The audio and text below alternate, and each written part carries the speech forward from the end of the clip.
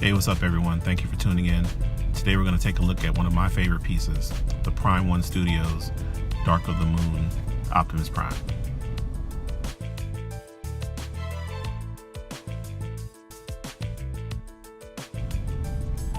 The amount of detail that Prime 1 put into this piece is really quite amazing. Very intricate detail, and this type of detail is the reason why this version of Optimus Prime is my favorite. I love that you can see bits and pieces of his vehicle form in his robot body. I think that aspect of Transformers always appealed to me, and this early version of Movie Prime captured that perfectly.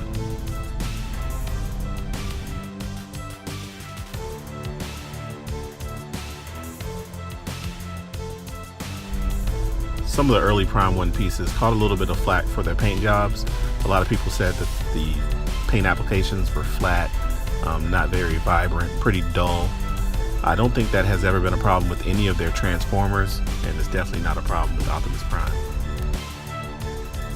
The silver paint, pretty basic silver paint, doesn't bring anything spectacular to the table, and I don't think that it needed to. It just needs to convey the look of dirty, worn, kind of grimy looking metal, and it conveys that. The weathering does a good job of bringing that look together to give you the sense of metal for the silver areas.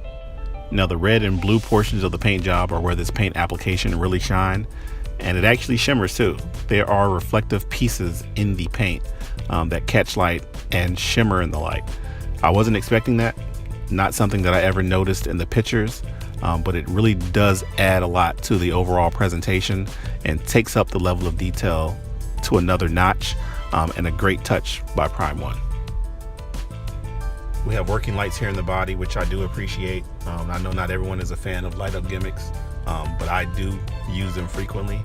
We received 2 head sculpts with this piece as well. Both of those have light up eyes. You have the one that I'm displaying on the body with the mask over the mouth, and then you have this one, more of your Cybertron look. I prefer the battle mask look because it lines up more with Optimus Prime's G1 look, but it's completely up to you how you want to display them. Both of them look great. Here is the Megatron shotgun, which was the exclusive item, the Sideshow exclusive. Very nicely detailed. Not a look that I go for often in the display, but it's nice to have. You also have his swords.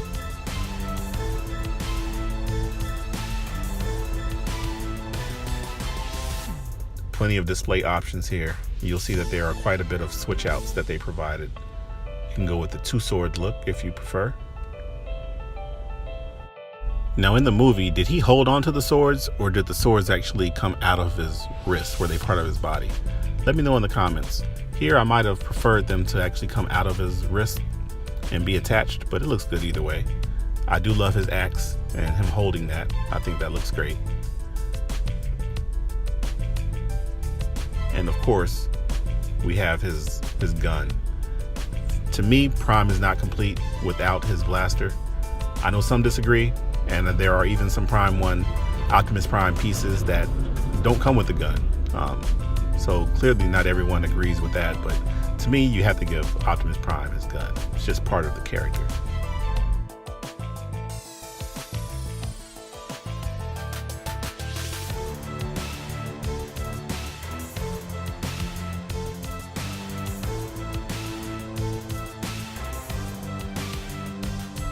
I'm also a fan of this blaster and battle axe combo. It looks great to me.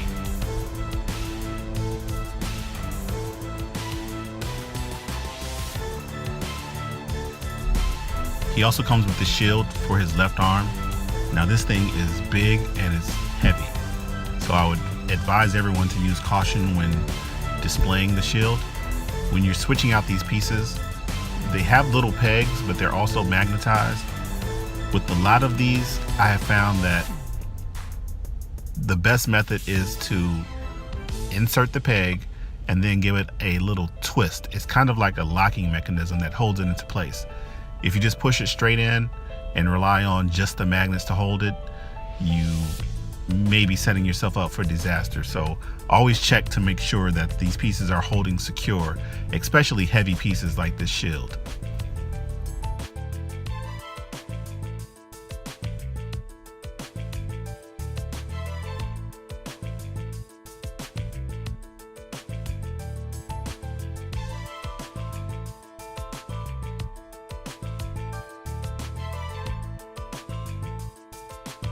And there you have it, Dark of the Moon Optimus Prime.